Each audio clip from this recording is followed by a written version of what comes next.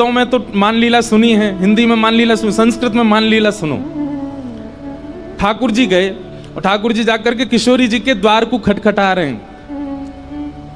तो अंदर से किशोरी जी कह रही हैं, कोयम द्वारी, द्वार पर कौन है? तो ठाकुर जी बाहर से कह रहे हैं, हरि। अपनो परिचय दे रहे हैं, कहा हरि, हरि आयो द्वार पर। किशोरी जी बोली, हरि?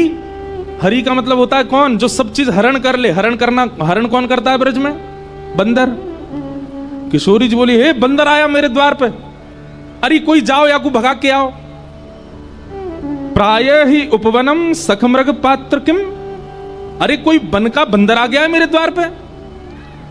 तब ठाकुर जी कह रहे हैं, अरे नहीं नहीं, वो वाला हरि नहीं, कृष्णो हम दैते, मैं कृष्ण हूं आपका दैत। दैत कहते हैं घनिष्ठ को। दैत किसको कहते हैं? घनिष्ठ को। बहुत ध्यानपूर्वक सुनो, कृष्णो हम दैत, आपका अत्यंत घनिष्ठ कृष्ण हूं मैं। किशोरी जी ने जैसे ही सुनी कृष्ण आया है, अब कृष्ण का मतलब क्या होता है? कृष्ण का मतलब होता है काला।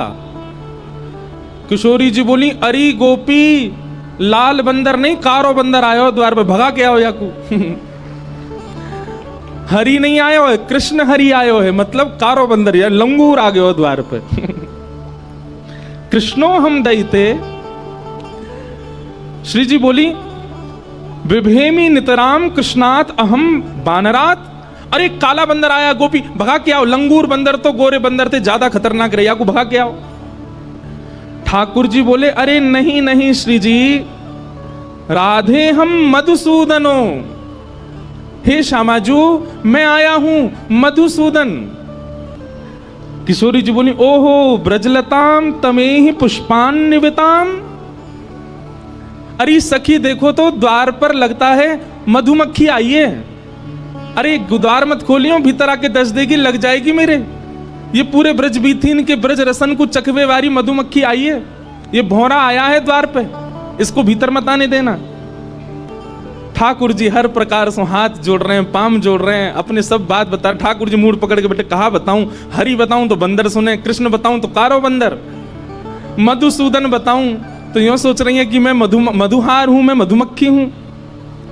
ठाकुर जी कह रहे हैं, अरे मैं जगत नियंता जग पालक आया हूं। किशोरी जी कहीं विधाता आजकल पृथ्वी पे घूम रहा है, मेरे द्वार पे आ गया विधाता, ब्रह्मांड नायक आ गया। किसी भी कारण से श्री जी द्वार नहीं खोल रही हैं। ठाकुर जी समझ के मान कर रही हैं, रूठ गई हैं मौसम। अंत तो गत्वा ठाकुर जी कहते हैं, अरे मैं ब्रज बीथीन को दास, ब्रजवासीन को दास, श्यामाजू को दास, आप सब ब्रजवासीन की कृपा दृष्टि से पलवे वारो, आप सबन को दास आयो हूं।